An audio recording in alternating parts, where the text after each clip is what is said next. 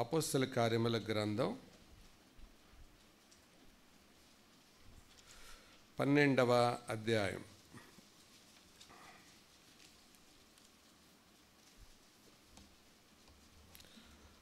అపోస్తలుల కార్యములు 12వ అధ్యాయం 1 నుండి 5 వచనాలు నేనే చదువుతాను, మీ బైబిల్లో జాగ్రత్తగా గమనించండి. అపోస్తల కార్యాలు 12 1 నుండి 5 వచనాలు. దాదాపు అదే కాలమందు రాజైన హేరోదు సంఘపు వారిలో కొందరిని బాధ పెట్టుటకు బలాత్కారముగా పట్టుకొని యోహాను సహోదరుడైన యాకోబును ఖడ్గముతో చంపించెను. ఇది యూదులకు ఇష్టమైన కార్యమని తెలుసుకొని పేతురును కూడా పట్టుకొనెను. ఆ దినములు పులియని రొట్టెల పండుగ దినములు. అతనిని పట్టుకొని చెరసాలలో వేయించి పస్కా పండుగైన పిమ్మట ప్రజల యొద్దకు అతని తేవలనని ఉద్దేశించి అతనికి కావలి ఉండుటకు 4 చతుష్టయముల సైనికులకు అతనిని అప్పగించెను. 5వ వచనం కలిసి చదువుదాం. పేతురు చెరసాలలో ఉంచబడెను. సంఘమైతే అతని కొరకు అత్యాసక్తితో దేవునికి ప్రార్థన చేయుచుండెను. పరిశుద్ధుడైన తండ్రి, నమ్మదగిన మంచి దేవ, మీ వందనాలు, స్తోత్రాలు. జనము కాని జనమును, జాలి నొందని వారివైన మమ్మలను మీరు కనికరించి మీ పిల్లలుగా మీ సొత్తుగా చేసుకున్నందుకు వందనాలు. ఈరోజు మిమ్మల్ని ఆరాధించిన ఆ కార్యములో ఎక్కడైనా మీకు ఆయాసాన్ని కలిగించుంటే మా వైఖరి, మా పాట మమ్మలను మన్నించండి. ఉద్దేశపూర్వకంగా మేము చేసుంటే మన్నించండి ప్రభా. ఇంకా ఉన్నతమైన దశలోనికి మమ్మల్ని నడిపించమని ప్రార్థిస్తూ మా ముందున్న సమయాన్ని దీవెనకరంగా చేయమని మా ప్రభువు రక్షకుడైన యేసుక్రీస్తు నామమున చేరువచ్చిన మమ్మలను చదవబడని లేఖన భాగాన్ని మీకు అప్పగించి వినయంతో వేడుకుంటున్నాము తండ్రి, ఆమేన్. ఈ మాట చదవగానే చాలామందికి అనిపించి ఉంటుంది, చాలా పర్యాయాలు దీన్ని మనం చదివాం, విన్నాం అని. కానీ ప్రస్తుత పరిస్థితుల్లో ఇది చెప్పడానికి అవసరం అని పరిశుద్ధాత్మ దేవుడు ప్రేరేపించాడు. అందును బట్టే నేను మీ ముందు నిలబడాల్సి వచ్చింది. శ్రమలలో మన బాధ్యత, మన భాగ్యం ప్రార్థించుట. పోయిన వారం గాక క్రితం వారం శ్రమలలో లేక మన అనుభవాలు, శ్రమలతో మన సంబంధాన్ని గురించి మనం విన్నాం. అందులో ఒక మాట రాయబడింది, ఎవనికైనను శ్రమ సంభవించిన అతడు ప్రార్థన చేయవలెను అని, ప్రార్థన చేయాలి అని. కాబట్టి శ్రమలలో ప్రార్థన చేయటం మన యొక్క బాధ్యత. ఈ అపోస్తల కార్యాలు 12వ అధ్యాయాన్ని 3 భాగాలుగా విభజించుకుంటే మొదటి 4 వచనాలు ఒక భాగం, 5 నుండి 17 వచనాలు ఒక భాగం, 18 నుండి 25 వచనాలు ఒక భాగం. ఈ 3 భాగాలకు 3 పేర్లు చెబుతాను. మొదటిది మన శ్రమలను ఎరిగిన దేవుడు. మొదటి 4 వచనాల ఆధారంగా దేవుడెవరు? మన శ్రమలను ఎరిగినవాడు. 5 నుండి 17 వచనాలు వరకు ఆయన మన ప్రార్థనలను ఆలకించువాడు, మన ప్రార్థనలను ఆలకించువాడు. 18 నుండి 25 వచనాల వరకు ఆయన మన శత్రువులతో వ్యవహరించువాడు. మన శ్రమలను ఎరిగినవాడు, మన ప్రార్థనలను ఆలకించువాడు, మన శత్రువులతో వ్యవహరించువాడు. ఈ 3 మాటలు మన యొక్క మనస్సులో గట్టిగా పండిద్దాం. ఇది 12వ అధ్యాయం యొక్క సారాంశం. ప్రియులారా, ఈ ప్రపంచంలో 2 శక్తులు పనిచేస్తూ ఉన్నాయి. ఈ 2 శక్తులు ఏంటంటే, ఒకటి దేవుని శక్తి, మరొకటి దయ్యపు శక్తి. ఒకటి డివైన్ పవర్, మరొకటి డీమనిక్ పవర్. ప్రపంచంలో ఉన్న మనుషులందరూ ఏదో ఒక శక్తి కింద బతుకుతూ ఉండాలి. డివైన్ పవర్, దైవక శక్తి కింద బతికే వాళ్ళు కొందరు, దయ్యపు శక్తి కింద బతికే వాళ్ళు కొందరు. ఇక్కడున్న వాళ్ళల్లో కూడా అందరూ మందిరంలో ఉన్నారు, కానీ అందరూ దేవుని శక్తి కింద బతికే వాళ్ళు కాదు. కొంతమంది దేవుని శక్తి కింద బ్రతికే వాళ్ళు ఉంటారు, మరికొంతమంది దయ్యపు శక్తి కింద బతికే వాళ్ళు ఉంటారు. సార్వభౌముని శక్తి కింద బ్రతికే వాళ్ళు కొందరు, సాతాని శక్తి కింద బ్రతికే వాళ్ళు కొందరు. రెండు రకాల మనుషులు ఉంటారు. అంటే ఇక్కడ ఎవరి కింద మనం బ్రతుకుతున్నామో, ఎవరి అధికారంలో ఉన్నామో ఎవరి మట్టుకు వాళ్ళే ఆలోచించుకోవాలి. అయితే ఈ రెండు రకాల శక్తుల కింద బ్రతికే వాళ్ళులో ఇందులో పేతురు యొక్క విశ్వాసపు శక్తిని మనం చదువుతాం, సంఘము యొక్క ప్రార్థనా శక్తిని మనం చదువుతాం, వాక్యము యొక్క వ్యాపక శక్తిని మనం చదువుతాం. The power of faith for Peter and power of prayer of church and power of word of God, దేవుని వాక్యం యొక్క శక్తి. మూడు శక్తులు దేవుడు తన శక్తిని బయలుపరచడానికి ఈ అధ్యాయంలో వాడాడు. మరొక పక్క సాతానుడు కూడా ఆ శక్తిని వాడాడు. అతడు మూడు కోణాలు వాడాడు. ఆ మూడు ఏంటంటే యూదుల యొక్క మతశక్తి, రోమీయుల యొక్క అధికారపు శక్తి, హేరోదు యొక్క రాజకీయ శక్తి. ఇంగ్లీష్లో చెప్తాను. The religious power of juice and the authority of Romans and the political power of Herod. సాతానుడు తన అధికారాన్ని వాడడానికి ఈ మూడు శక్తులను అతడు వినియోగిస్తూ ఉన్నాడు. ఏ మూడు శక్తులు? మతశక్తి, రాజకీయ శక్తి, అధికారం. ఈ మూడు కలిస్తే ఎట్లా ఉంటుందో చూడండి. అదే జరిగింది ఈ అధ్యాయంలో. నిజానికి రోమీయులు వేరు, యూదులు వేరు. అసలు రోమీయులు యూదులను అనగగొట్టేవాళ్ళు. తర్వాత హేరోదు వేరు, అనగా హేరోదు ఎదోమీయుడు, యూదులు అది అబ్రహాము సంతానం. వీళ్ళిద్దరు కూడా పొంతన కుదరదు. కానీ దేవుని సంఘాన్ని, దేవుని సేవకులను హింసించే దగ్గర మూడు కలిసిపోయాయి. ఏ మూడు? రాజకీయం, మతం, అధికారం. ఖచ్చితంగా ఈ మూడు ఈ రోజుల్లో కూడా ఇలాగే ఉండడం మనం చూస్తున్నాం. రాజకీయం, మతం, అధికారం, ఈ మూడు కలిసిపోయాయి. ఇప్పుడు పరిస్థితి చేయి దాటిపోయింది. అసలు దేవుడు సంఘము మీదకి శ్రమలను ఎందుకు అనుమతించాడు అని అంటే, సంఘము మీదకి శ్రమలను ఎందుకు అనుమతించాడు అని మనం అపోస్తల కార్యముల గ్రంథాన్ని చూస్తే, 4వ అధ్యాయంలోనికి రండి. 4వ అధ్యాయం, అపోస్తల కార్యముల గ్రంథం 4వ అధ్యాయం. అపోస్తల కార్యములు 4వ అధ్యాయం 23 నుండి నేను చదువుతున్నాను. వారు విడుదల నొంది తమ స్వజనుల యొద్దకు వచ్చి ప్రధాన యాజకులను పెద్దలను తమతో చెప్పిన మాటలన్నిటినీ వారికి తెలియచెప్పిరి. వారు విని ఏక మనస్సుతో దేవునికిట్లు బిగ్గరగా మొరపెట్టిరి. ఏం చెప్పారు వాళ్ళు? వాళ్ళు ఏం చేశారు అని అంటే, వారికి ఆజ్ఞాపించారు. 15వ వచనానికి, అప్పుడు సభ వెలుపలికి పొండని వారికి ఆజ్ఞాపించి తమలో తాము ఆలోచన చేసి, 18వ వచనం, అప్పుడు వారిని పిలిపించి, మీరు యేసు నామమును బట్టి ఎంత మాత్రము మాట్లాడకూడదు, బోధింపకూడదని వారికి అది ఆజ్ఞాపించరు. ఇదేంటి? మతం. ఓకే, ఆ పైన మాట చూడండి, 17వ వచనం చివరి భాగంలో, అయినను ఇది ప్రజలలో ఇంకా వ్యాపింపకుండుటకై ఇక మీదట ఈ నామమును బట్టి ఏ మనుష్యులతోనైనను మాట్లాడకూడదని మనము వారికి బెదురు పెట్టవలెనని చెప్పుకొండ్రి. బెదిరిద్దాం అనుకున్నారు, బెదిరించారు, ఆజ్ఞాపించారు, ఇవన్నీ చేశారు. అయితే పరిస్థితి చేజారిపోయింది. అప్పుడు సంఘం ఏం చేసింది? 24వ వచనం, వారు విని ఏక మనస్సుతో దేవునికి ఇట్లు బిగ్గరగా మొర్రపెట్టిరి. అంటే చెప్పకూడదు అన్నారు. రెండోది బెదిరించారు.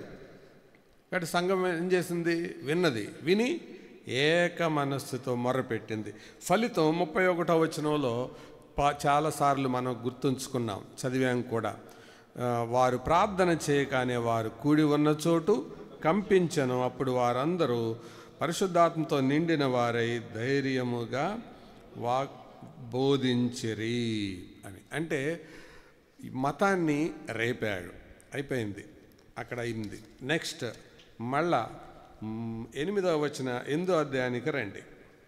ఆ కాలమందు మొదటి వచనం, ఆ కాలమందు యెరూషలేములోని సంఘమునకు గొప్ప హింస కలిగినందున అపోస్తలులు అందరూ తప్ప యోదయ సమరయ దేశములయందు చెదిరిపోయిరి. ఇక్కడ ఏంటిది? హింస కలిగింది. ఎవరి ద్వారా కలిగింది? ఇక్కడ కూడా 2 యాడ్ అయినాయి. ఏంటి? మతము, రాజకీయం, అధికారం. ఈ 2 కలిసిపోయాయి. అధికారంలో ఉన్న రోమీయులు, మతంలో ఉన్న యూదులు. నిజానికి వీళ్ళిద్దరు కలవరు, కానీ ఈ విషయంలో కలిసినప్పుడు 4వ వచనానికి రండి. కాబట్టి చెదరిపోయిన వారు సువార్త వాక్యమును ప్రకటించుచు సంచారం చేశారు. చెదిరిపోయారు, పారిపోతున్నారు. వాళ్ళు ఎందుకని? యేసుప్రభుని నమ్ముకున్నందుకే వాళ్ళని పారిపోగొడుతున్నారు. అంటే వాళ్ళని తరిమేస్తున్నారు, వాళ్ళని భయపెడుతున్నారు, వాళ్ళని చంపుతున్నారు. అయితే వీళ్ళు ఏం చేస్తున్నారు? భయపడి మనం ఇక నోరు మూసుకుందాం అని అనుకోవటల్లా. కానీ ఏం చేస్తున్నారు వాళ్ళు? చెదిరిపోయిన వారు, ఏం చదివాం మనం? సువార్త వాక్యమును, అంటే శ్రమలలో ఉన్నా కూడా వాక్యం చెబుతానే ఉన్నారు వాళ్ళు. మొదటిసారి చూసాం 4వ అధ్యాయంలో. శ్రమలు వచ్చినప్పుడు ఏం చేశారు? ప్రార్థన చేశారు. ప్రార్థన ద్వారా జయించి మళ్ళీ వాక్యం చెప్పారు.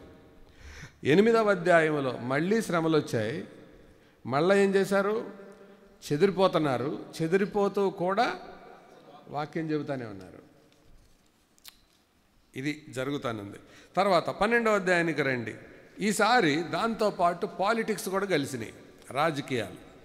ఈ రాజకీయ దురంధరుడు అనే ఆయన ఈ హేరోదుకి ఏంటంటే యూదుల రాజు అని అనిపించుకోవడం భలే ఆశ దోశ అప్పడం అంటారే, ఆశ బాగా ఇష్టం అన్నమాట, యూదులకు రాజు అని అనిపించుకోవడం. అందుకనే యూదుల రాజుగా పుట్టినవాడు ఎక్కడున్నాడు అని అనగానే తన సింహాసనం కింద పునాదులు కదిలినట్టు అనిపించింది, ఊగిపోయాడు. అందుకే ఆయన చంపాలనుకున్నాడు, చచ్చిపోయి ఉంటాడని అనుకున్నాడు. కానీ విచిత్రం ఏంటంటే ఆయన చచ్చిపోయాడు, హేరోదు. కాబట్టి అక్కడ ఏం కలిసింది? అక్కడ రాజకీయం కూడా కలిసింది. సో ఇక్కడ కూడా సంఘం పరిస్థితి చేయి దాటిపోయింది. ఎందుకంటే ఆల్రెడీ యాకోబు చచ్చిపోయాడు, పై భాగంలో చదివితే. అయితే 5వ వచనంలో పేతురు చెరసాల్లో ఉంచబడెను, సంఘమైతే అతని కొరకు అత్యాసక్తితో. అయితే ఇప్పుడు ఒక ప్రశ్న, యాకోబు ఎందుకు చచ్చిపోయాడు? మరి పేతురు కోసం ప్రార్థన చేశారు కదా, యాకోబు ఎందుకు చచ్చిపోయాడు అంటే దానికి 2 కారణాలు ఉంటాయి. ఒకటి, దైవిక పరంగా చూస్తేనేమో దేవుడు యాకోబును చంపించేయాలనుకున్నాడు, పేతుర్ని రక్షించాలనుకున్నాడు. యాకోబుని చంపించాలని, అంటే చంపడానికి అనుమతించాలని దేవుడు ఎందుకు అనుకున్నాడు అని నేను అనుకుంటున్నానంటే, జాగ్రత్తగా వినండి. వీళ్ళమ్మ యేసుప్రభు దగ్గరికి వచ్చి, ప్రభువా నా కొడుకులు 2 నీకు కుడివైపు ఒకడిని ఎడవైపున ఒకడిని కూర్చోబెట్టుకో అని అంటే, యేసుప్రభు ఏమన్నాడు? నేను తాగుతున్న గిన్నెలోనిది వాళ్ళు తాగితేనే కానీ వాళ్ళు కూర్చోరు అన్నాడు.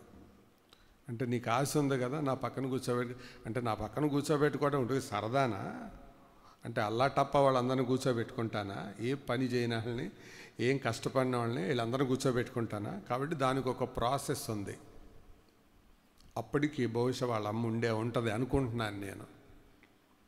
అందుకు యాకోబును చంపటం ద్వారా అక్కడ జరిగిన పనులు ఏంటంటే, దేవుని రాజ్యానికి అతన్ని తీసుకొని వెళ్ళడం, తర్వాత తల్లి ప్రార్థనను నెరవేర్చడం. అందుకే ప్రార్థన చేసేటప్పుడు చాలా జాగ్రత్త. మనం ఏమైతే ప్రార్థనలు చేస్తామో దేవుడు వాటికి జవాబు ఇవ్వాలని పూనుకుంటే కొన్ని నష్టాలు మనం కూడా అనుభవిస్తాం. ఒక నష్టం చెప్పమంటారా? ఏలియా వర్షింపకుండునట్లు ప్రార్థన చేశాడా? యాకోబు పత్రిక 5వ అధ్యాయంలో చదువుతామా? వర్షింపకుండునట్లు అతడు ప్రార్థన చేయగా 3.5 సంవత్సరాలు వర్షం పడలేదు. ఓకే, వర్షం పడలేదు, బాగానే ఉంది. వర్షం పడిపోతే ఏమొస్తుంది? కరువు వస్తుంది. ఇప్పుడు ఆ కరువు ఎవరికి కూడా వచ్చింది? ఏలియాకు కూడా వచ్చింది. ప్రార్థన చేసింది ఎవరు? ఏలియానే. అర్థమవుతుందా? కాబట్టి మన ప్రార్థనలే కొన్నిసార్లు మన నెత్తి మీదకి తెస్తాయి. దేవా నన్ను నీకులాగా చేయి అన్నామనుకో, నీకులాగా చేయమంటే ఊరికే చేస్తాడు ఆయన. శ్రమలు వస్తాయి మరి ఆయనకిలాగా చేయమంటే. అదనమాట అర్థం. కాబట్టి తల్లి ఆ చేసిన ప్రార్థనను బట్టి యాకోబును హతసాక్షిగా ఆయన అనుమతించాడు. అయితే అది దైవికమైనది. రెండవది మానవపరమైనది ఏంటంటే, బహుశా అప్పుడు సంఘం ఉదాసీనంగా ఉండి ఉంటుంది. ఇంకేముందిలే, చరిత్ర అయిపోయింది, మనకన్నీ శ్రమలే వస్తున్నాయి అని నిరాశ నిస్పృహలకు లోనయ్యి ప్రార్థన చేయటం అయినా మాని ఉంటుంది. ఇది నా తలంపు కాదు. జేబీ నికల్సన్ అనే దైవజనుడు ప్రెషియస్ సీడ్ అనే యూకే నుంచి వచ్చే మ్యాగజైన్లో రాశాడు. అది పోయిన వారం ప్రకటనల్లో కూడా మనం విన్నాం. ప్రార్థించని సంఘం యాకోబును కోల్పోయింది, ప్రార్థించిన సంఘం పేతురును సంపాదించుకుంది. బహుశా సంఘం ఉదాసీనంగా అయిపోయిందేమో. నేను సంఘము యొక్క ప్రార్థనా పరిచర్యను సంఘము చిన్న చూపు చూడటానికి త్వరగా ఒక 10 కారణాలు చెప్తాను. జాగ్రత్తగా వినండి. Why church prayer is not important to many believers. సంఘము యొక్క ప్రార్థన ఎందుకు చాలామంది విశ్వాసులకు పెద్ద ప్రాముఖ్యమైంది కాదు అని అంటే, అసలు ప్రారంభంలో 3 మాటలు చెప్తానండి. ఇది చెప్పడానికి 10 విషయాలు చెప్పడానికంటే ముందు అసలు దేవుని స్పృహ, దేవుని ఊసే లేని వాడికి భయం లేదు. వ్యక్తిగతమైన ప్రార్థన లేని వాడికి భక్తి లేదు. సంఘ ప్రార్థన లేని వాడికి బాధ్యత లేదు. దేవుని స్పృహ లేని వాడికి ఏం లేదు? భయం లేదు. పర్సనల్ ప్రేయర్ లేని వాడికి భక్తి లేదు. వ్యక్తిగతమైన ప్రార్థన ఎవరికైనా లేదు అని అంటే అర్థం ఏంటి? వాళ్ళకి భక్తి లేదు. అందుకే పౌలు తన ఆత్మీయ కుమారుడైన తిమోతితో మాట్లాడుతూ ఇలాగన్నాడు, తిమోతి, మనము సంపూర్ణ భక్తియు మాన్యతయు కలిగి నెమ్మదిగాను సుఖముగాను బ్రతుకు నిమిత్తము, అన్నిటికంటే ముఖ్యంగా అది చెప్పాలి మీరు, మెయిన్ అన్నిటికంటే ముఖ్యంగా వదిలేస్తున్నారు. ఉందా మాట? నేను పొరపాటు చెప్పానా? అన్నిటికంటే ముఖ్యంగా ఉందా? అన్నిటికంటే ముఖ్యంగా రాజులందరి కొరకు అది ప్రార్థన చేయాలి. అక్కడ తిమోతి అని మనము అన్నాడా, నీవు అన్నాడా? కాబట్టి ఇప్పుడు చెప్పండి, వ్యక్తిగతమైన ప్రార్థన లేని వాడికి ఏమి లేనట్టు? పెద్దగా చెప్పండి. ఇప్పుడు ఎంతమంది ఉన్నారు ఇక్కడ దేవుడు చూసినప్పుడు భక్తులు? మనుషులు చూసినప్పుడు ఉండే భక్తులు వీళ్ళందరూ భక్తులే. ఎందుకు? చేతిలో బైబిలు, పాటల పుస్తకం, చర్చి ఇదంతా ఉంది. కానీ దేవుని దృష్టిలో సంపూర్ణ భక్తి ఏంటో తెలుసా? Personal prayer. అందుకే ఒక ఆయన అన్నాడు, tell me the amount of time you spend in your personal prayer and I will tell whether you are a believer or not. నువ్వు వ్యక్తిగతంగా ప్రార్థనా సమయం ఎంత గడుపుతావో నాకు చెప్పు, అసలు దాన్ని బట్టి నువ్వు విశ్వాసివో కాదో నేను చెప్పేస్తాను అన్నాడు ఆయన.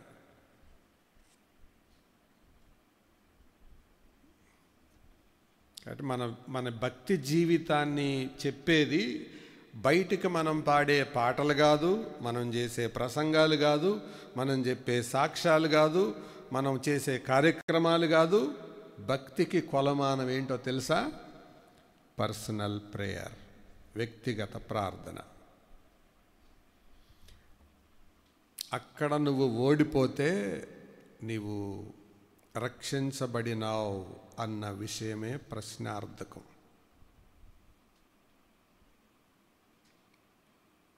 అందుకే అప్పుడప్పుడు ప్రార్థనా కూడికలో మనం వింటుంటాం కదా, ప్రార్థన చేసే వారిని బందీలుగా చేయాలనుకొని బయలుదేరిన సౌలు ప్రార్థనకు బందీగా మారి ప్రార్థించేవాడిగా మారాడు.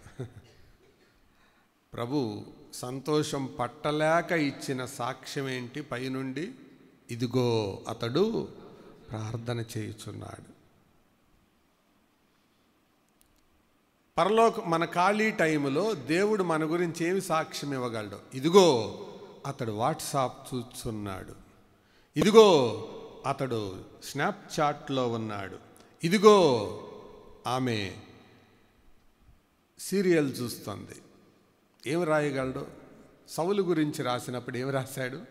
ఇదిగో అతడు ప్రార్థన చేయించున్నాడు. ఎంత సంతోషమైందండి! అసలు బయలుదేరింది ఎక్కడికి? ఆయన ప్రార్థన చేసేవాళ్ళు బంధించడానికి. కానీ సంఘ ప్రార్థనకు బందీ అయి ఈయన కూడా ప్రార్థన చేసేవాడయ్యాడు. అది సంఘం. ప్రియులారా, మీ భక్తికి కొలమానం అదే. అక్కడ నువ్వు ఓడిపోతే అన్ని చోట్ల ఓడిపోయినట్టే లెక్క. వ్యక్తిగతమైన ప్రార్థనలో ఓడిపోయి బయటికి మనం చేసే కార్యక్రమాలన్నీ అది వేషం, వేషధారణ.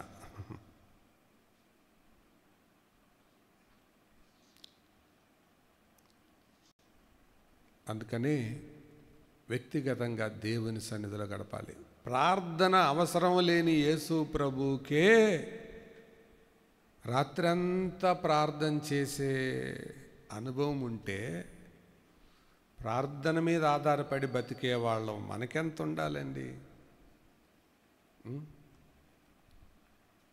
అది భక్తికి కొలమానం. ఇది పర్సనల్ ప్రేయర్. మూడవది ఏం చెప్పాను? సంఘ ప్రార్థన అనుభవం లేని వారికి ఏమి లేనట్టు అర్థం? బాధ్యత లేనట్టు. 3 మాటలు చెప్పాను. దేవుని స్పృహ లేని వాడికి భయం లేదు, వ్యక్తిగత ప్రార్థన లేని వాడికి భక్తి లేదు, సంఘ ప్రార్థన లేని వాడికి బాధ్యత లేదు. ఈ 3 లేని వాళ్ళు భక్తులు కాదు, భ్రష్టులు.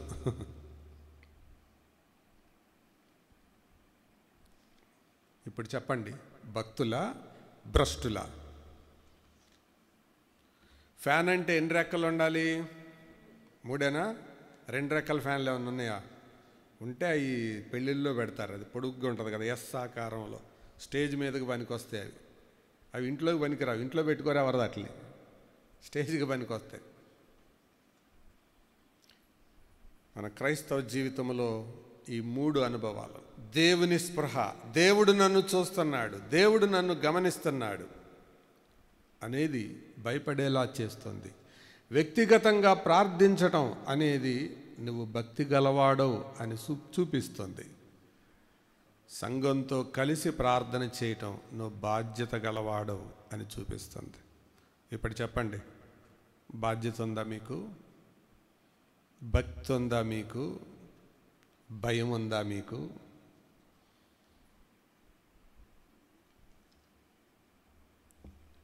సంఘ ప్రార్థనను విశ్వాసులు కోరుకోకపోవడానికి, లెక్క చేయకపోవటానికి 10 రీజన్స్.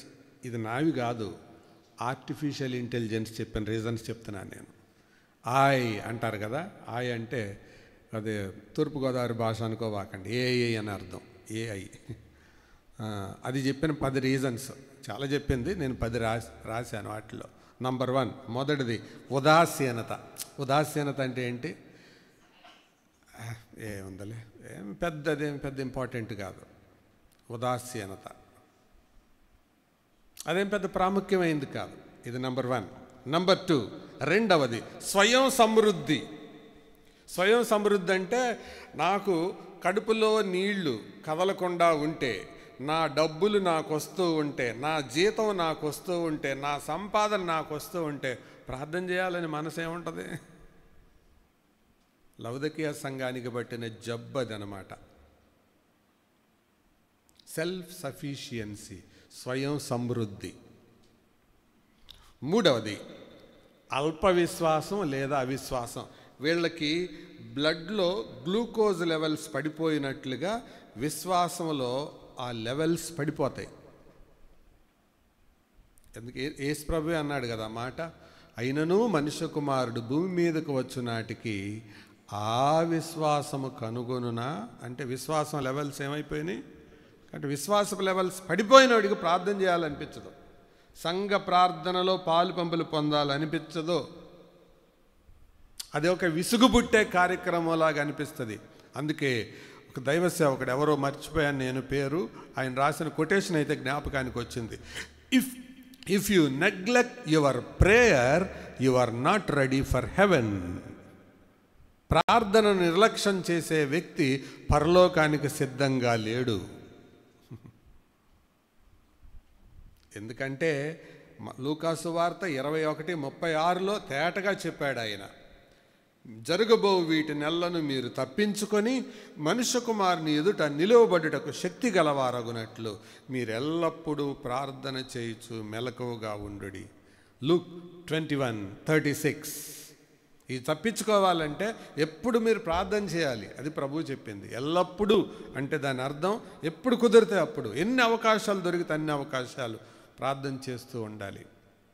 ఇది ఈ లెవెల్ ఆసక్తి పడిపోతే అది అవిశ్వాసం, అల్పవిశ్వాసం. నాలుగవది అనాసక్తి. అనాసక్తి అంటే ల్యాక్ ఆఫ్ ఇంట్రెస్ట్ ఉండదు ప్రార్థన అంటే.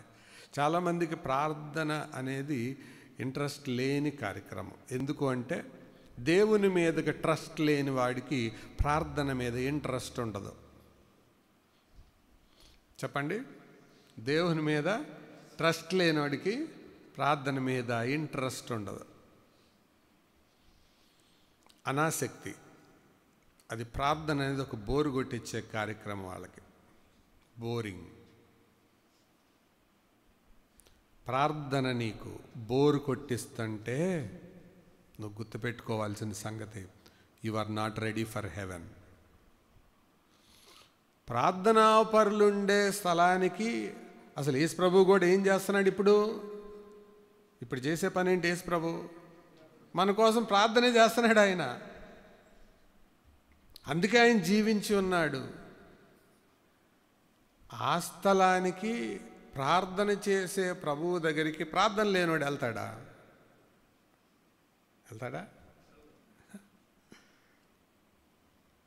ఎట్లుంది నీ ప్రార్థన జీవితం? ఆలోచించండి. పర్సనల్గా, సంఘంగా. 4, 5 మితిమీరిన పనులు, ఓవర్గా పనులు పెట్టుకోవడం వల్ల ప్రార్థన మీద మనసు ఉండదు. 6 ప్రాధాన్యతలు ఎరగకపోవడం, lack of knowledge in priorities, lack of prioritizing. 5 తర్వాత 7 నులివెచ్చని స్థితి, లుక్వర్మ్. నులివెచ్చని స్థితి అంటే లవదకీయ సంఘ పరిస్థితి. కొన్ని స్థలాలకు వెళ్ళినప్పుడు అన్న నీళ్ళు వేడి నీళ్ళు తాగుతారా చన్నీళ్ళు తాగుతారా అని అడుగుతారు. వేడి నీళ్ళు ఇవ్వమ్మా అంటాను. బాగా వేడా అన్న అంటారు. వద్దమ్మా లవదకీయ నీళ్ళు అని చెప్తాను. లవదకీయ నీళ్ళు అంటే అటు వేడి కాదు, ఇటు చల్లా కాదు. నులివెచ్చనితనం ప్రార్థన వైపుకు మమకారం చూపదు. నులివెచ్చని జీవితం, ప్రార్థన మీద ఇష్టం ఉండదు. తర్వాత గర్వం, హృదయంలో ఉండే గర్వం. ప్రార్థన ఎందుకు చేయాలి అని. అందుకే ఆయన ఎవరో ఒక మాట చెప్పారు, if you don't pray you are proud. నువ్వు ప్రార్థన చేయకపోతే నువ్వు గర్విష్ఠుడు అని. Prayer is depending on God. ప్రార్థన దేవుని మీద ఆధారపడడం. ప్రార్థన అంటే దేవుని మీద ఆధారపడతాం. మనం ప్రార్థనే చేయకపోతే మనం గర్విష్ఠులం. అంటే నేను నీతో లేకపోయినా నేను బతకగలను ప్రభువా అని అంటున్నాం అన్నమాట. పాటకు మాత్రం ఏమంటాం మనం? ఒక్క క్షణమైన, పాటలో మాత్రం ఊపేస్తారనుకో, నేను వీడినా ఏంటే నేనేమవుదునో తెలియదేసయ్యా. మరి తెలియదేసయ్యా అని అంటారు, కానీ అది తెలుసుకోవాలి. అది ఏమవుతావో తెలుసుకోవాలి. అది ఒక క్షణం వదిలేస్తే ఏమవుతావో తెలుసుకోవాలి. తెలుసుకుంటేనా భయం పడుతుంది. పాడేసి వదిలేస్తున్నారు అంతే. కాబట్టి అది గర్వం, అది కూడా ప్రార్థన చేయనివ్వదు. తర్వాత 8వది నిరాశ, 9వది నిరాశ నిస్పృహలు, అది కూడా నిన్ను ప్రార్థన చేయనివ్వదు. ఇంకేం చేస్తాంలే, నా పరిస్థితి ఎవరికి అర్థమవుతుంది? కడుపు చించుకుంటే కాళ్ళ మీద పడుతుంది, ఎవడు చూస్తాడు నా బాధ, ఇదంతా. ఇది కూడా ప్రార్థన చేయనివ్వదు. అందుకే ప్రభు అన్నాడు, తిండి మత్తు గురించి ఎంత చెప్పాడో ఐహిక విచారాన్ని గురించి కూడా అలాగే చెప్పాడు. అది కూడా ప్రమాదమే. తిండి వలనను మత్తు వలనను ఐహిక విచారం అంటే అది ఒకటే స్టేజ్లో ఉందన్నమాట. అది తిండి తింటం ఎంత పాపమో ఐహికంగా విచారించడం కూడా అంతే పాపం. అంటే ఏంటి నా పరిస్థితి ఎలాగైపోయింది, నేనేంటి ఒంటరిగాడిని అయిపోయాను, ఒంటరిదాన్ని అయిపోయాను, నన్ను ఎవరో పట్టించుకోవట్లేదు, ఏందులే దేవుడు ఇదంతా ఏంటో కళ, ఎందుకు బాప్తీసం తీసుకున్నాను, నేను మునిగాను వాళ్ళు ముంచారో నాకు తెలియదు, కానీ ఏంటో నా బతికేలాగా అయిపోయింది. దీన్ని ఏమంటారు? ఐహిక విచారం. ఇది కూడా నేను ప్రార్థన చేయనివ్వదు. That is equally dangerous as self sufficiency. స్వయం సమృద్ధి ఎంత భయంకరమైన పాపమో, నిరాశపడటం, నిస్పృహలోకి వెళ్ళిపోవడం కూడా అంతే భయంకరమైన పాపం. దీన్ని సెల్ఫ్ పిటీ అని కూడా అంటారు. సెల్ఫ్ పిటీ అంటే ఏంటో నా పరిస్థితి ఇలాగైపోయింది, ఎప్పుడు ఇలా దిగజారిపోతున్నాను, ఓడిపోతున్నాను, అసలు నన్ను ఎవరు పట్టించుకున్నా, దేవుడు నన్ను ఉన్నాడా, ఉంటే నన్ను చూస్తున్నాడా, ఉన్నావా, నీవు అసలు ఉన్నావా, ఉంటే కళ్ళు మూసుకున్నావా, ఇలాంటి ఆలోచన వలన ప్రార్థన మీద మనసు ఉండదు. అర్థమవుతుందా? చివరిది హిడెన్ సిన్. నీ హృదయంలో పాపం ఉన్నప్పుడు ప్రార్థనకు మనసు రాదు. ఇవన్నీ నావి కాదండి, ఇవి నాకు ఆశ్చర్యం అనిపించింది. అరే, ఆర్టిఫిషియల్ ఇంటెలిజెన్స్ ఎలా చెప్పిందిరా ఇది.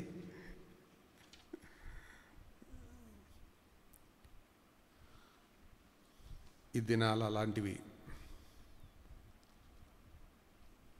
మనం కళ్ళు మూసుకుంటున్నాం. ఇదివరకు ఎప్పుడో చీకటి కాలము వచ్చుచుండే అనే పాట ఉంటుంది, మన పుస్తకాల్లో కూడా ఉంది. అది వచ్చేసింది. ఇందాక ప్రకటనలో మనం విన్నాం 12 రాష్ట్రాల్లో.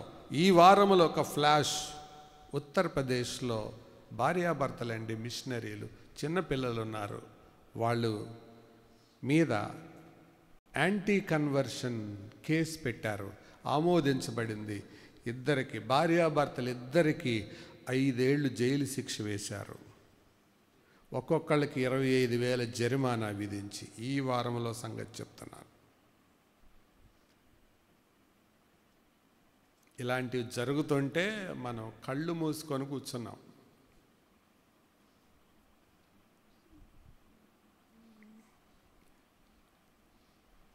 సంఘము అత్యాసక్తితో దేవునికి ప్రార్థన చేయుచుండెను. ప్రియులారా, ఈ ప్రార్థనలో గొప్ప శక్తి ఉంది.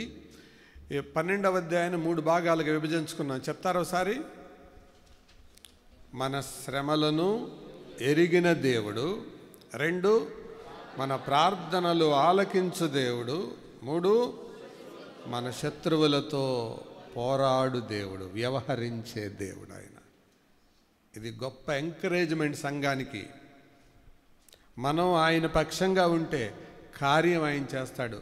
మనం చేయగలిగినప్పుడు చేయాలి, చేయగలిగినంత వరకు చేయాలి. చేయలేనప్పుడు ఏం చేయాలి? దేవా, ఐఎమ్ హెల్ప్లెస్, నేను చేయలేకపోతున్నాను, నా వల్ల కావడం లేదు, నీ మీద ఆధారపడుతున్నాను ప్రభువా అని ఆయన మీద పడాలి. సంఘమైతే అతని కొరకు ఎలాగా? అత్యాశక్తితో దేవునికి ప్రార్థన చేయుచుండెను. మనుషులు ఫెయిల్ అయిన దగ్గర దేవుడు మొదలు పెడతాడు. మనుషులు విఫలమైన దగ్గర దేవుని కార్యం మొదలు పెడుతుంది. ఇందులో పేతురు సాక్ష్యం నేను చెబుతాను, చూడండి. 12వ అధ్యాయం 11వ వచనం చూడండి. ప్రభువు తన దూతను పంపి ఏం పంపించాడు? దూతను పంపించాడు. ఎందుకు? ఇంక విడిపించేవాళ్ళు ఎవరు లేరు. విడిపించేవాళ్ళు ఎవరు లేరు.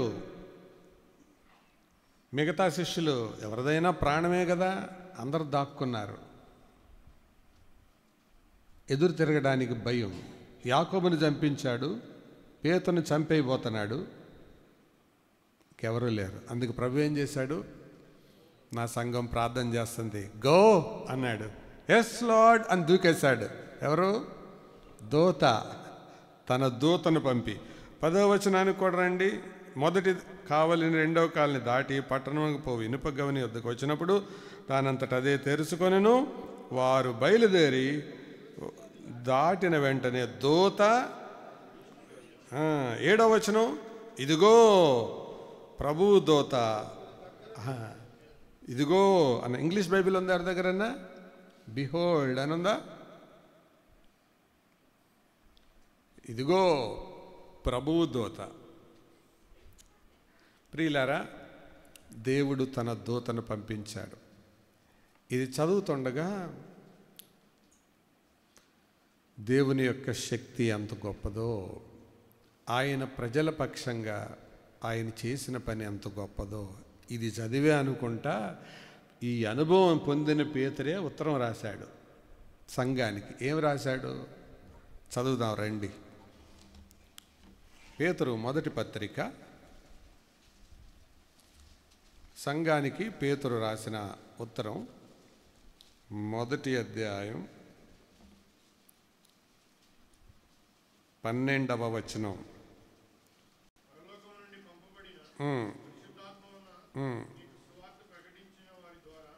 మీకు ఇప్పుడు తెలుపబడిన ఈ సంగతుల విషయమై తమ కొరకు కాదు గాని మీ కొరకే తాము పరిచర్య చేసిరను సంగతి వారికి బయలుపరచబడెను.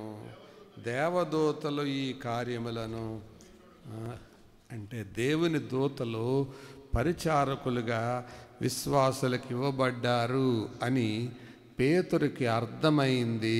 ఎక్కడ? చెరసాల్లో. ఈ అనుభవాన్ని తీసుకొని విశ్వాసులను ప్రోత్సహిస్తున్నాడు. మీకు తెలుసా మన పక్షంగా ఎవరుంటారో? దేవుని దూతలు. దేవుని దూతలు. ఈ దేవుని దూతల పరిచర్య పాత నిబంధనలో ఉంది, కొత్త నిబంధనలో కూడా ఉంది. పాత నిబంధనలో వాళ్ళు ఏమేం చేశారు, కొత్త నిబంధనలో వాళ్ళు ఏమేం చేశారు, తన ప్రజల కోసం వారు ఏమేం చేశారో త్వరగా చెబుతాను. కొంచెం చురుకుగా రెఫరెన్సెస్ తీయండి, బైబిల్ చేయండి. ఏం చేశారు? మొట్టమొదటిగా నిర్గమకాండం 23వ అధ్యాయం 20వ వచనం. ఎక్సడస్ 23:20. ఇదిగో త్రోవలో నిన్ను కాపాడి నేను సిద్ధపరిచిన చోటుకు నిన్ను రప్పించుటకు, నిన్ను రప్పించుటకు ఒక దూతను నీకు ముందుగా పంపుతాను. ఎక్కడికి పంపిస్తున్నాడంట? ఇప్పుడు చదివింది మనం, అందులోనే ఉంది. అది ఎక్కడికి? మళ్ళీ చదవండి. సిద్ధపరిచిన చోటుకు నిన్ను రప్పించుటకు. సిద్ధపరిచిన చోటేది? ఇశ్రాయేలీయులు సిద్ధపరిచిన చోటేది కనాను. అంటే కనానుకు నడిపించడానికి, వాళ్ళకు ముందుగా నడవడానికి ఎవరిని పంపిస్తున్నానన్నాడు? ఒక దూతను పంపిస్తున్నానన్నాడు. ఆ తర్వాత మాట చదవండి. ఆయన సన్నిధిని, ఆయన మాట వినవలెను. అంటే మీకు దూతను పంపిస్తున్నాను, కానీ నీ బాధ్యత ఉంది. దూత ఉంది కదా అని పిచ్చేషాలు ఇవ్వకు. ఆయన సన్నిధులు ఎట్లుండు? జాగ్రత్తగా ఉండు. ఆయన మాట విను. ఆయన కోపం రేబ్బాకు. అందులో ప్రివిలేజ్ ఉంది, రెస్పాన్సిబిలిటీ ఉంది. ప్రివిలేజ్ ఏంటి? దూత నీకు ముందుగా వెళ్తాడు. The Angel will go before you. Responsibility ఏంటి? ఆయన కోపం రేబ్బాకు. జాగ్రత్తగా ఉండు. దేవునికి కోపం రేబ్బాకు. జాగ్రత్తగా ఉండు, మాట విను. సో మొదటిది ఎందుకు అంటే ఆయన సన్నిధిని నీతో ఉంచటం కొరకు. దూత ఎక్కడుంటే అదే ఆయన సన్నిధి.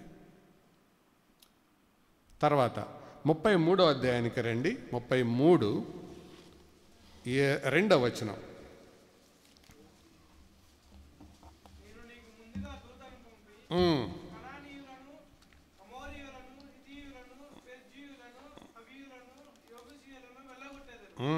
వెళ్ళగొట్టేదను అంటే నీకు ప్రయాణంలో విజయాన్ని ఇవ్వడానికి దూతను పంపిస్తున్నాను. నీకంటే ముందుగా పంపిస్తున్నాను, నీ మార్గం సరళం చేయడానికి. టు మేక్ యు వే.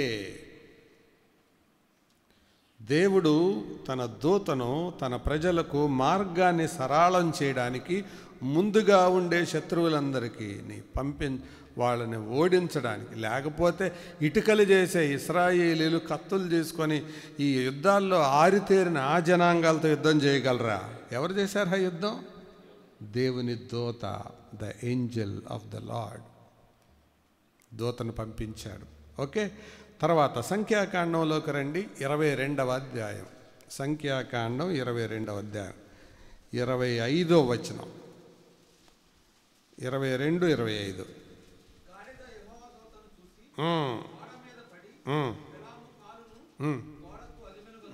ఏం చేసింది? ఈ గోడకు అదివింది. అదివిను గనుక ఎందుకు కొట్టాడు గాడిదని? గోడకు కాలు నొక్కింది. ఎందుకు నొక్కింది గాడిద? చెప్పండి. దూత కనపడ్డాడు. నా చిన్నతనంలో ఒక దేవుని సేవకుడు వాక్యం చెప్పాడు. అప్పుడు అన్నాడు, మోసే గాడిద కనపడ్డాడు దూత, కానీ కూర్చున్న గాడిద కనపడలేదని.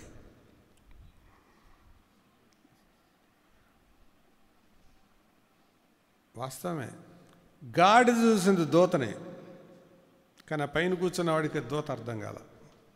సో నేను చెప్పదలిచిన మరొక మాట, నువ్వు దారి తప్పేటప్పుడు దూతను పంపిస్తాడు ఆయన. అది నీకు కనపడదు. అది కాలు నొక్కుతుందో, కడుపు నొక్కుద్దో, తలకాయ నొక్కుద్దో, నొక్కుతాడో తెలీదు. మొత్తానికి దూత పరిచర్య ఉంటుంది. 4వ చెబుతాను. న్యాయాధిపతుల గ్రంథం 6వ అధ్యాయం.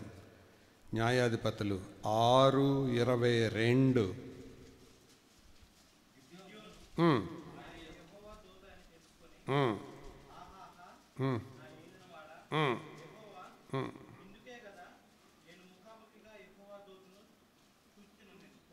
చూచితనండి. అంటే ఇక్కడ కృంగిపోయి నిరాశ స్థితిలో, ఓడిపోయిన స్థితిలో ఉన్న గిద్యోనును బలపరచటానికి దేవుడు ఎవరిని పంపించాడు? దూతను. To encourage, to confirm. దేవుడు తన దూతలను మానవ జీవితంలో రక్షణ కొరకు, వారి మేలు కొరకు, వారి యొక్క క్షేమం కొరకు, వారి భద్రత కొరకు, వారిని సరిచేయటం కొరకు ఎలా వాడాడో మనం చూస్తున్నాం కదా. ఎన్నయ్యాయి? 4. 5వది చెబుతాను. సమూయేలు 2వ గ్రంథం 24వ అధ్యాయం 17వ వచనం. 2వ సమూయేలు 24:17.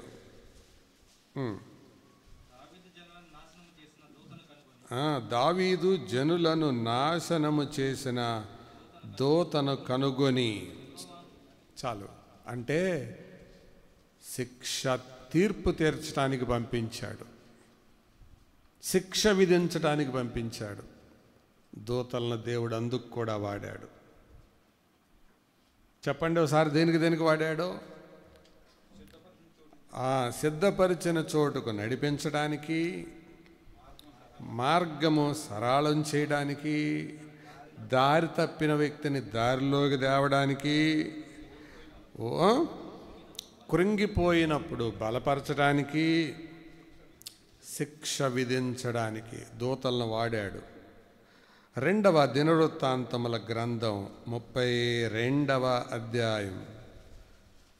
2వ దినవృత్తాంతములు 32:21.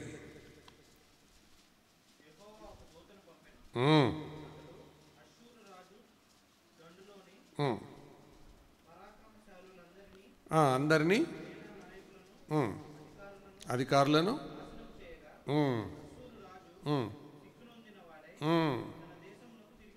తిరిగిపోయాను. ఎందుకు పంపించాడు? తన ప్రజల పక్షంగా పోరాడడానికి. చాలామంది వచ్చారు యుద్ధం చేయడానికి.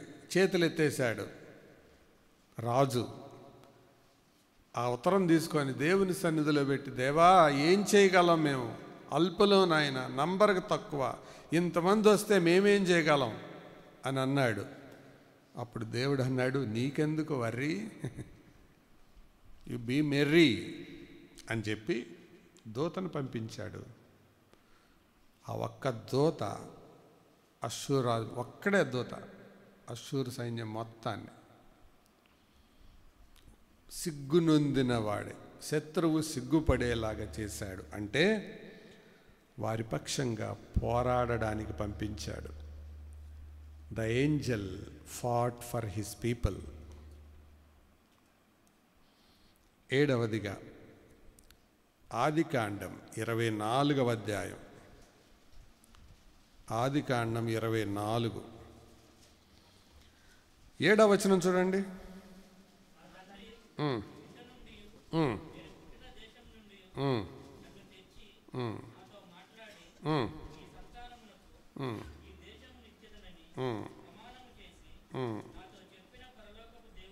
దేవుడకు యెహోవా తన దూతను నీకు ముందుగా పంపును. దేని కొరకు? 24వ అధ్యాయం అంతే ఏంటది? ఎవరితో చెప్తున్నాడు అబ్రహాం ఈ మాట? దాసుడితో చెప్తున్నాడు. ఏ సందర్భంలో చెప్తున్నాడు? పెళ్లి సందర్భంలో. దూతలు పెళ్లి సందర్భంలో కూడా జోక్యం చేసుకుంటారు. నచ్చాలి వాళ్ళు. ఎవరు అమ్మాయి అబ్బాయి నచ్చడం కాదు, ఆ తల్లి తండ్రి దేవుడికి నచ్చాలి. దూతల కార్యం చేస్తారు. తన దూతను పంపిస్తానంటున్నాడు. మనిషి మీదకి ఒక బాధ్యత అప్పగించాడు, కానీ ఆ మనిషికి దేవుడేమో ఒక దూతను పంపిస్తాడని వాగ్దానం ఇచ్చాడు. ఇదే మాట ఆయన సాక్ష్యం కూడా చెప్పాడు. 40వ వచనానికి రండి. అదే 24:40.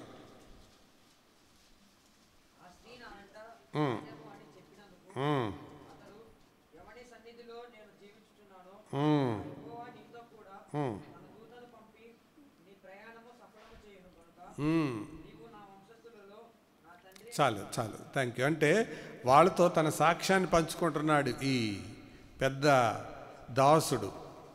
పంచుకుంటూ దూతను పంపించి ఇలా చేస్తాడని నా యజమానుడు ముందే చెప్పాడయ్యా అని చెప్తున్నాడు. కాబట్టి పిల్లలకు పెళ్ళిళ్ళు కావాల్సిన వాళ్ళు తల్లిదండ్రికి ఇది అప్పగించండి. దూతకి. దూతలు ఉంటారు మన పక్కనే. అర్థమవుతుందా? ఇన్ని రకాలుగా దేవుడు తన ప్రజల పక్షంగా జోక్యం చేసుకున్నాడు. అది ఓల్డ్ టెస్టిమెంట్ కదండి, పాత నిబంధన కదండి అని అనొచ్చు. ఇప్పుడు కొత్త నిబంధనకు వద్దాం రండి. కొత్త నిబంధనలో అపోస్తల కార్యముల గ్రంథం యాక్ట్స్ 10:11 ఆకాశము తెరవబడుటయు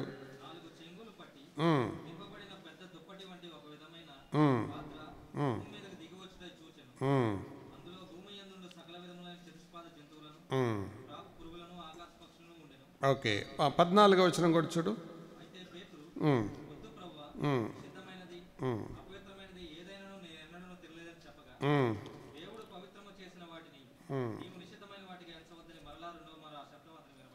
ఇదంతా అయిపోయింది. పైన 4వ వచనమా, ఎన్నో వచనం అది? 4. చదవండి. అతడు దూత వైపు తేరి చూచి భయపడి, ప్రభువా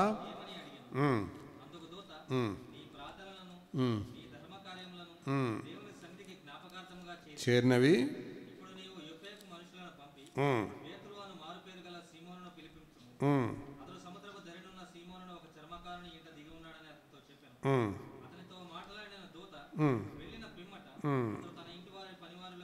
ఆగండి. ఇదంతా చదివిన తర్వాత మీకేమర్థం? దూత ఎందుకు వచ్చాడు ఆలోచించి జవాబు చెప్పాలా. ఒక్క మాటలో సూటిగా స్పష్టంగా చెప్పాలి. ఓకే, సేవకుల్ని పిలిపించమని చెప్పడానికి ప్రధానమైన ఉద్దేశం ఏంటి?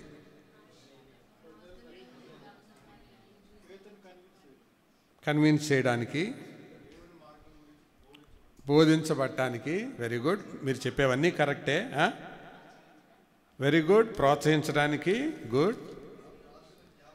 ప్రార్థన జ్ఞాపకం చేయడానికి సూపర్, చాలా బాగా చెప్తున్నారు.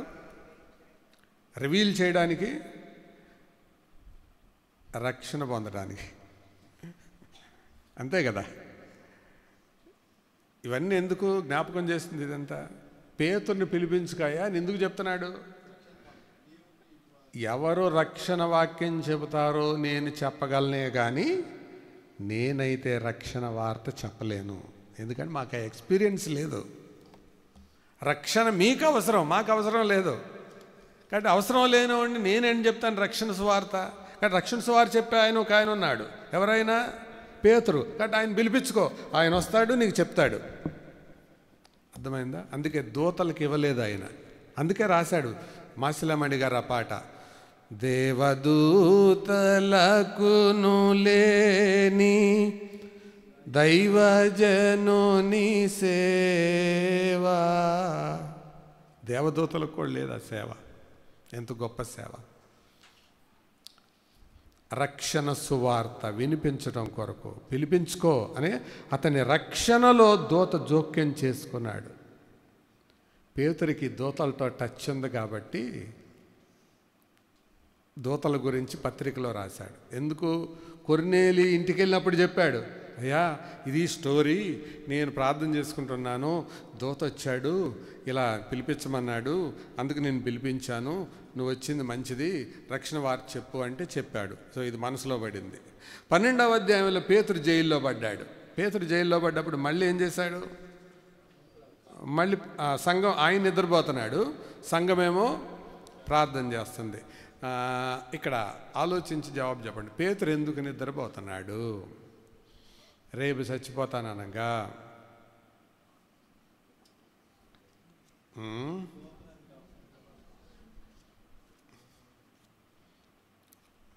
సరే, మనకు ప్రశ్న, రేపు మనం చచ్చిపోతామంటే ఈరోజు చేసే పని ఏంటి? నిద్రపోవటం అంటే స్టార్ పాము. ఓకే, స్టార్ బిర్యానీకి వెళ్తామా? ఈట్ స్ట్రీట్కి వెళ్తామా?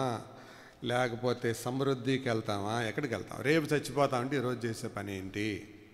చుట్టాలకు ఫోన్ చేస్తామా? హాస్పిటల్కి వెళ్తామా? డాక్టర్లను పెట్టుకుంటామా? పేతురు ఎందుకు నిద్రపోతున్నాడు? ఇదే మర్మం. ఏంటో తెలుసా మర్మం? పేతురు దేవుని మీద ఆధారపడ్డాడు. కరెక్ట్గా ఓ సంవత్సరానికి ముందు కూడా పేతురు ఈ పండక్కే నిద్రపోయాడు. అప్పుడు నిద్రపోయింది ఎక్కడ అంటే తోటలో. ఏ తోటలో? బాగా వింటున్నారే, గెత్సెమనే తోటలో నిద్రపోయాడు. ఎందుకు నిద్రపోయాడు? అలిసిపోయి నిద్రపోయాడు. మరి ఇప్పుడు జైల్లో ఎందుకు నిద్రపోతున్నాడు?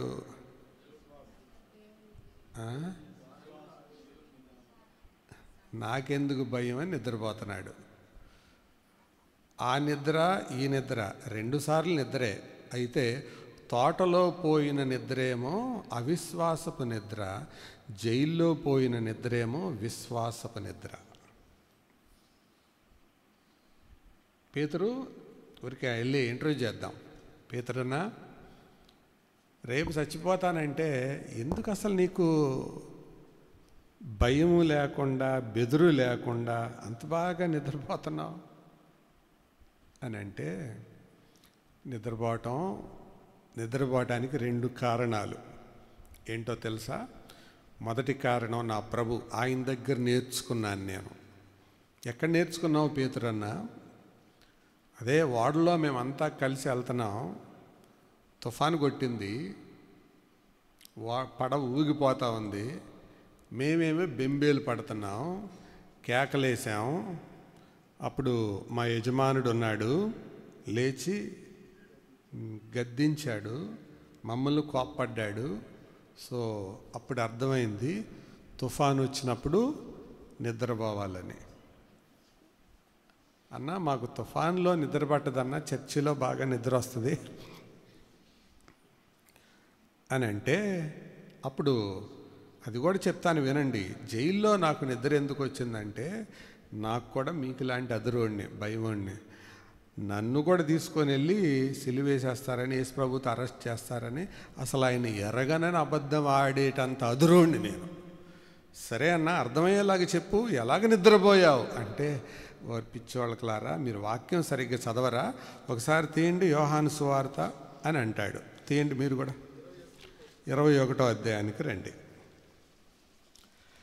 యోహాను సువార్త 21వ అధ్యాయం 18వ వచనం. యేసు, నా గొర్రెలను మేపము. నీవు యవనుడవై ఉండినప్పుడు నీ అంతట నీవే నడుము కట్టుకొని నీకిష్టమైన చోటికి వెళ్ళుచుంటివి. తర్వాత నీవు ముసలివాడవైనప్పుడు, ఆగండి, ఏమైనప్పుడు అంటే యేసు ప్రభు ఏం చెప్పాడు?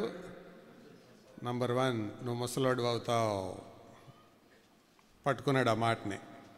తర్వాత నంబర్ 2, నీ చేతులు నువ్వు చాచుదువు. అంటే నువ్వు చచ్చిపోయే పద్ధతి ఒకటి ఉంది. చేతులు ఏమవుతాయి? చాస్తావు. చాచడం అంటే అర్థం ఏంటి? నువ్వు కూడా నాకులాగా సిలువే పడతావు. కానీ ఇప్పుడు ఎట్టొచ్చాడు? తర్వాత మాట చదవండి. చాచుదువు, తర్వాత వేరొకడు నీ నడుము కట్టి నీకిష్టం కాని చోటుకు ఏం చేయను? మోసుకొని పోవునా, తీసుకొని పోవునా? సో ఇక్కడ 3 జరగల. 1, నంబర్ 1, ముసలోడు అవలా కాబట్టి నేను చచ్చిపోయే రోజు ఇది కాదు. 2, నా చేతులకు బేడీ లేసులు పట్టుకొచ్చారు వీళ్ళు, సో నేను చచ్చిపోయే పద్ధతి ఇది కాదు. 3, నన్ను తోసుకొని వచ్చారు వీళ్ళు. నన్ను చచ్చిపోయేటప్పుడు నేను ఎట్లా వెళ్తాను? మోసుకొని వెళ్తారు నన్ను. సో 3 జరగల. ఇప్పుడు యేసు ప్రభు చెప్పిన మాట జరుగుద్దా? పేతురు అనుకున్నది జరుగుద్దా? ఎందుకంటే ఆ తోటలోనే అలవాటు కదా, అందరు అన్నా కూడా నేను మాత్రం, అందరు వెళ్ళిపోయినా కూడా నేను అందరిలాంటి వాడిని కాదు, నేను మాత్రం అస్సలు ప్రశ్నే లేదు, నిన్ను ఎరగను అని అనను అని అన్నాడు. ఇప్పుడు ప్రభు ఏమన్నాడు? నేను అన్నవన్నీ తప్పక జరుగుతాయి పేతురు అన్నాడు. ఆయన చెప్పింది జరిగిందా లేదా? జరిగింది. కాబట్టి ఆ రాత్రిపూట ఈ పేతురుకు రేపటి దినం శిరచ్ఛేదనం చేస్తున్నాం అని తీర్పు వచ్చింది. ఎక్కడ? హేరోదు కోర్టులో. తీర్పు రాగానే లోపల అనుకున్నాడు, నీ ముఖం నువ్వేం చేస్తావురా, నా దేవుడి కంటే నువ్వు గొప్పవాడు అంటరా, ఆయనతో పెట్టుకొని నేనే ఓడిపోయానురా, చూద్దాం అనుకొని ఉంటాడు. ఆ సైనికులు అడుగుంటారు, ఏంటి అసలు రేపు చచ్చిపోతామంటే ఏడవడో, కేకలేయడు, అరవడో, బతిమలాడు, ఎవరిని ఏమండు, ప్రశాంతంగా వెళ్తాడు, నవ్వుకుంటూ వెళ్తాడు, చూసుకుంటూ వెళ్తాడు అనుకుంటున్నారు. లోపలికి వెళ్ళి సైనికులకి అసలు ఆశ్చర్యంగా ఉంది. మిగతా వాళ్ళు అందరూ, బాబు కొద్దిగా సెల్ ఫోన్ అందుకోండి, మా భార్యతో మాట్లాడాలి, మా కూతురుతో మాట్లాడాలి అని అనేవాళ్ళు. అసలు ఇది ఏం మాట్లాడేంటి అనుకున్నారు. ఆ లోపలికి వెళ్ళి సైనికుడితో, చాలాసేపు నిలబడ్డానికి దిండి పడుకోవాలి అంటున్నాడు. ఏంటి అసలు ఈ మనిషి అనుకుంటా ఉన్నారు. దానికి రీజన్ ఏంటంటే చెప్పండి, దేవుని మాట. గమనించారా? దేవుని మాట ధైర్యంగా ఉండేలా చేసింది. దేవుని దూత చెరసాల్లో నుండి బయటకు వచ్చేలా చేశాడు. The angel of God and the word of God. కృంగిపోయిన సమయాల్లో మనల్ని బలపరిచేది దేవుని మాట. అందుకే పాడతాం, నీ వాక్యమే నన్ను శ్రమ కొలిమిలో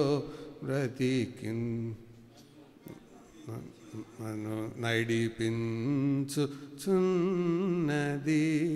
వాక్యం మనల్ని శ్రమ కొలిమిలో నడిపించేది, బ్రతికించేది. సో వాక్యాన్ని చదవండి, ధైర్యంగా ఉంటారు. దూతను పంపిస్తాడు. సో సరే, నేను చెప్పదలిచిన తర్వాత సంగతి ఏంటంటే, విడిపించటానికి దూతను పంపించాడు.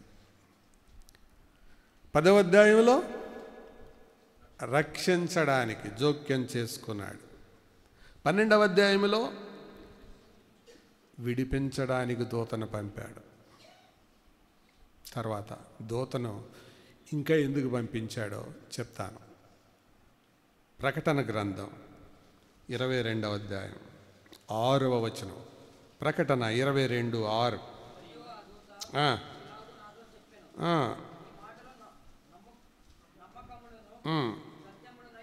ఉన్నవి తన దూతను పంపించాడు. ఎందుకు? వాటిని చూపుటకై, తన దాసులకు చూపుటకై, అంటే జరగబోయే వాటిని చూపటానికి తన దూతను పంపాడు. అంటే ఫర్ రెవల్యూషన్. ఇంగ్లీష్లో బాగుంటుంది దీనికి. అపోస్తల కార్యాలు 10వ అధ్యాయానికి ఫర్ సాల్వేషన్, అపోస్తల కార్యాలు 12వ అధ్యాయానికి ఫర్ రిడెంప్షన్, ప్రకటన గ్రంథం 22వ అధ్యాయానికి ఫర్ రెవల్యూషన్. ఏం జరగబోతుందో చూపించడం కొరకు దూతను పంపించాడు. అంతేకాదు, అదే 22వ అధ్యాయం 16వ వచనానికి రండి. సంగముల కోసరము సాక్ష్యమిచ్చుటకు యేసు అను నేను నా దూతను పంపి ఉన్నాను. ఎందుకు? ఫర్ టెస్టిమనీ, ఫర్ టెస్టిఫయింగ్, సాక్ష్యం ఇవ్వడానికి. ఏ సంగతులు?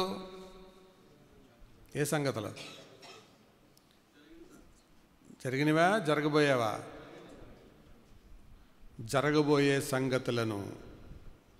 ఈ ప్రకటన గ్రంథములో రాయబడిన సంగతులన్నీ జరుగుతున్నాయి, జరగబోతున్నాయి అని సూచించడానికి.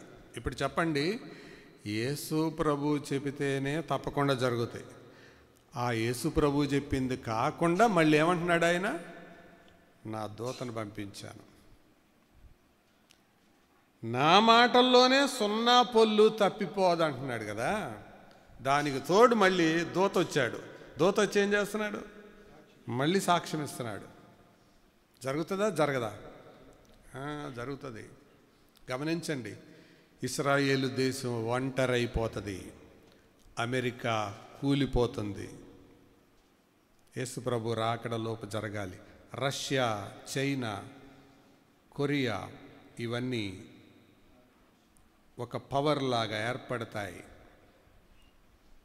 క్రీస్తు విరోధి వస్తాడు. 100కి 100 పాళ్ళు నిజం. ఇవన్నీ జరగడానికి యేసుప్రభు చెప్పాడు. ఇవి జరుగుతాయని మళ్ళీ అష్యూరెన్స్ ఇవ్వడానికి ఎవరిని పంపించాడు? దూతను. సాక్ష్యం ఇవ్వడానికి ఎన్ని వచ్చాయి? 11 వచ్చాయి. దూతల పరిచర్య ఎలా ఉందో చూసారా? చివరి మాట చెప్తాను రండి. చివరి మాట మార్కు సువార్త 13వ అధ్యాయం 27వ వచనం. మార్క్ 13:27. అప్పుడు ఆయన తన దూతలను పంపి భూమి అంతము మొదలుకొని ఆకాశాంతము వరకు నలుదిక్కుల నుండి తాను ఏర్పరచుకొనిన వారిని పోగు చేయును. అర్థమవుతుందా? దూతలు యుగాంతంలో రాబోతున్నారు. ఎందుకు రాబోతున్నారు? పోగు చేయడానికి రాబోతున్నారు. అలాగే అదే మాట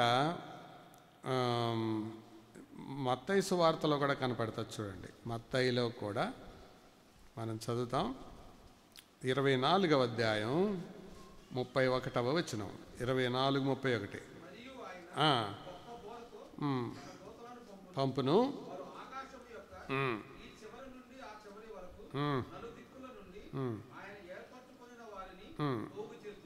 ఏం చేస్తారు? ఏర్పరచుకున్న వారిని పోగు చేస్తారు. పోగు చేయడానికి పంపిస్తాడు. పోగు చేయడానికి, మనుషులను పోగు చేయడానికి ఎవరిని? ఏర్పరచుకున్న వారిని. అయితే ఒక ప్రశ్న, ఏర్పరచుకున్న వారి జాబితాలో నువ్వు ఉన్నావా? జాగ్రత్తగా వినండి. దూతలకి ఏర్పరచుకున్న వారెవరో ఏర్పరచుకొనని వారెవరో ఆ టైం వరకు తెలియదు. ఎందుకంటే వాళ్ళకి చెప్పింది చేయటమే తెలుసు, భవిష్యత్తు జ్ఞానం తెలియదు. కానీ దేవునికి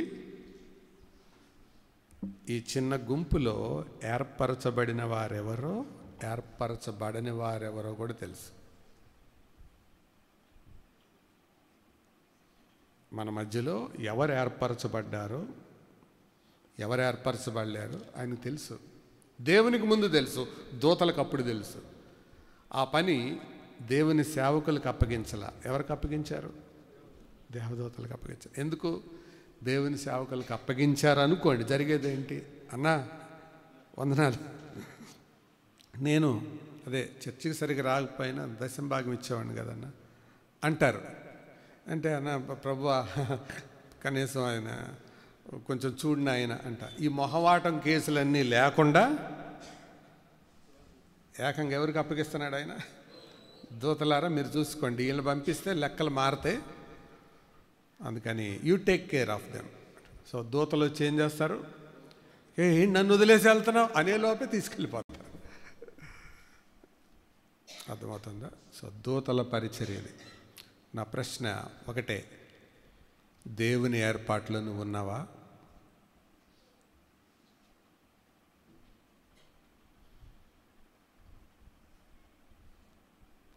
కంప్యూటర్లో ఏదైనా కట్ అండ్ పేస్ట్ చేయడానికి ముందు దాన్ని సెలెక్ట్ చేయాలి. సెలెక్ట్కి ఆపోజిట్ ఏంటి? డీసెలెక్ట్. సెలెక్ట్ చేసిందా? సో సెలెక్ట్ చేసి మళ్ళీ దాన్ని తీసేసేదాన్ని డీసెలెక్ట్. దూతల సెలక్షన్ డీసెలెక్షన్ ఉంటుంది, కానీ దేవుని దగ్గర ఏమి లేదు. రెండే, సెలక్షనా రిజెక్షనా, రెండే. Are you among the rejected are you among the selected? ఏదో ఒక దాంట్లోనే ఉంటాం. ఏర్పరచుకున్న వారిని ఆయన తీసుకొని వెళ్తాడు. దూతలు, తన దూతలు, that is the ministry of his angels. అయితే సంఘం ఏం చేసింది? అత్యాసక్తితో ప్రార్థన చేసింది. చెప్పండి, సంఘము ప్రార్థించేదే సంఘం. అందుకే ఈ ప్రశ్న వేస్తూ ఉంటాను తరచుగా, is our church a praying church? రెండోది, are you among the praying church? నీ సంఘము ప్రార్థించే సంఘమేనా? మొదటి ప్రశ్న, ప్రార్థించే సంఘములో నీవు సభ్యుడవేనా? డ్యాన్సులేసే సంఘములోనా? ఆటలాడే సంఘములోనా?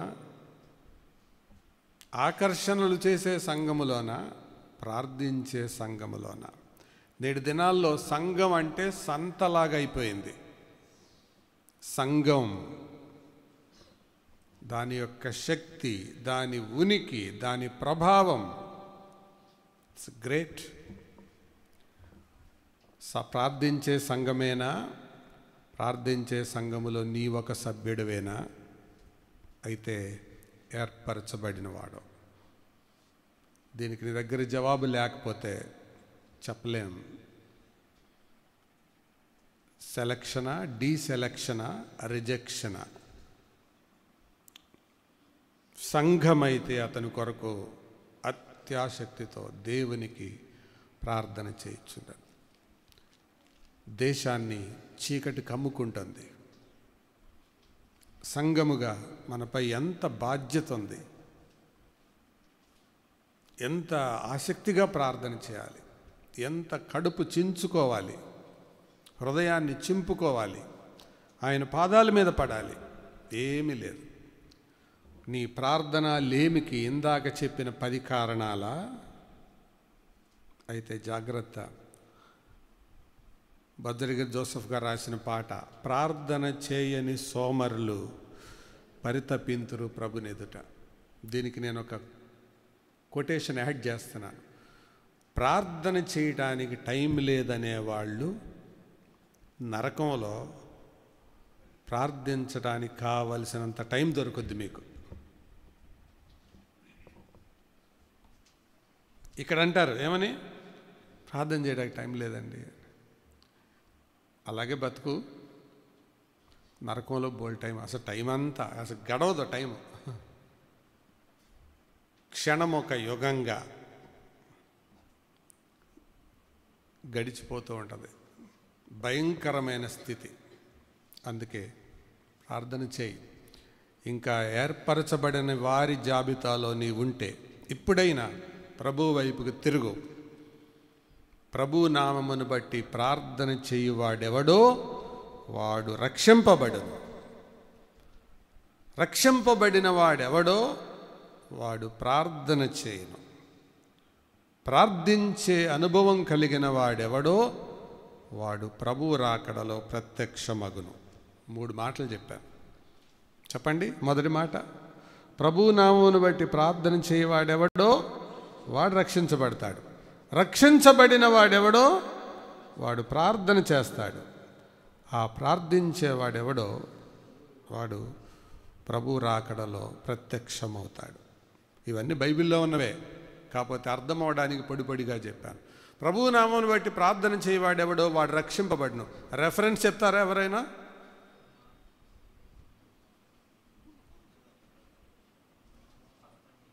రోమా 10. ఊరి పేరు, రోడ్డు పేరు, రోడ్ నంబరు కరెక్టే, డోర్ నంబర్ చెప్పాలి. 13. Thank you. 13. ప్రభు నామమును బట్టి ప్రార్థన చేయవాడెవడో వాడు రక్షింపబడు. రక్షించబడిన వాడెవడో వాడు ప్రార్థిస్తాడు. అపోస్తలుల కార్యాలు 9. ఇదిగో అతడు ప్రార్థన చేయుచున్నాడు. ప్రార్థించేవాడెవడో వాడు ప్రభు సన్నిధిలో ప్రత్యక్షమవుతాడు. లూకా 21:36. 3. ఏ లింక్ తెగిపోయింది? రక్షణ లేకుండా ఉన్నావా? రక్షించబడ్డాను అన్న అనుభవాన్ని మోసములో బ్రతుకుతూ ప్రార్థన లేకుండా బ్రతుకుతున్నావా? లేక ఈ లేకుండా బ్రతుకుతూనే నేను కూడా ఆయనతో ఎత్తబడతాను అని అనుకుంటున్నావా? జాగ్రత్త. ప్రభు మన మధ్యలో ఈ మాటలు వివరిస్తూ ఉండగా ప్రార్థన కొరకు మరొకసారి మనం అప్పగించుకుందాం. శ్రమలు వస్తాయి. ఈ 12వ అధ్యాయంలో చెప్పినట్లు దేవుడు మన శ్రమలను ఎరిగినవాడు. అందుకు శ్రమలు రాగానే ఏమనుకోవాలి? దేవా, ఈ శ్రమ నువ్వు పంపించావు, నీకు తెలియకుండా వచ్చింది అనుకోవట్లేదు నేను. యేసు ప్రభువే చెప్పాడు, లోకములో మీకు సుఖము కలుగును అనలేదు, ఏమన్నాడు? శ్రమ కలుగును. అయినను ధైర్యం తెచ్చుకోండి, మీకు అవకాశం ఇచ్చాను కదా, ప్రార్థన చేయండి. ఎవరికైనా శ్రమ సంభవించినా ప్రార్థన చేయండి. ఈ ప్రార్థనకు ఆటంకమయ్యే 10 లోపల లేకుండా చూసుకోండి. నేను కార్యం చేస్తాను, నేను దూతను జోక్యం చేసుకునేలాగా చేస్తాను, కార్యం జరిగిస్తాను, అంతిమ విజయం మీదే, అప్పుడు దాకా కొద్దిగా ఓర్చుకోండి అని ప్రభువు చెప్తున్నాడు. చెప్పండి, ప్రార్థన ఎంతమంది నిర్లక్ష్యం చేస్తున్నారు? How many of you are neglecting prayer? You are in danger. If you are neglecting prayer, you are in danger. ప్రార్థన అంటే పర్సనల్గా ఉండాలి, కుటుంబంగా ఉండాలి, సంఘంగా ఉండాలి. ఏది తగ్గడానికి లేదు. వ్యక్తిగత ప్రార్థన, కుటుంబ ప్రార్థన, సంఘ ప్రార్థన. ఎక్కడ తగ్గిపోతుందో అక్కడ మరమ్మత్తు చేయండి, రిపేర్ చేయండి. లేకపోతే ప్రార్థన లేకపోతే అలాగే జీవితాన్ని ముగిస్తే నరకంలో ప్రార్థన చేసుకోవడానికే సరిపోద్ది. కానీ విచిత్రం, ఆ ప్రార్థన ఎవరు వినరు, చేస్తూనే ఉంటారు. ఇక అర్థమవుతుందా? అటు దేవునికి మనల్ని మనం అప్పగించుకుందాం, ప్రార్థన చేద్దాం. తల వంచండి, ప్రార్థన. శుద్ధుడైన తండ్రి, నమ్మదగిన దేవ, మీ పాదాలకు వందనాలు, స్తోత్రాలు. ఈ ఉదయకాలం మీరు మాకిచ్చిన ఈ అవకాశాన్ని బట్టి కృతజ్ఞతాస్తుతులు చెల్లిస్తూ, మరొక పర్యాయం మీ వాక్యం ద్వారా మమ్మల్ని దర్శించినందుకు వందనాలు. శ్రమలలో మేముండగా మా యొక్క బాధ్యత ఏంటో, ప్రార్థించే సంఘము ఎటువంటి ఫలితాలు పొందిందో, దూతల పరిచర్య ఏ రీతిగా మీ బిడ్డలైన వారికి నువ్వు అందించావో, ఈ మాటలు జ్ఞాపకం చేసినందుకే వందనాలు. ఇవన్నీ కొత్త సంగతులు నేర్చుకునే సన్నివేశాలుగా కాక, ఇవి మా అనుభవాలుగా, మా ప్రోత్సాహాలుగా ఉండి మీ మహిమ కొరకై మేము ఆయత్తపడినట్లుగా సహాయం చేయమని, మహిమ పొందమని మీ కృపగల బాహులకు అప్పగించుకుంటూ, దూర ప్రాంతాల నుంచి, ఆయా స్థలాల నుండి చేరువచ్చిన బిడ్డలందరిని బట్టి వందనాలు. దీవించి పంపించమని మీ కృపగల బాహులకు అప్పగించి, క్రీస్తు యేసు దివ్య నామమున వినయంతో వేడుకుంటున్నాము తండ్రి, ఆమేన్. తండ్రి, కుమార, పరిశుద్ధాత్మ దేవుని తోడు కాపుదల సదా మనతో ఉండి నడిపించునుగాక. ఆమేన్.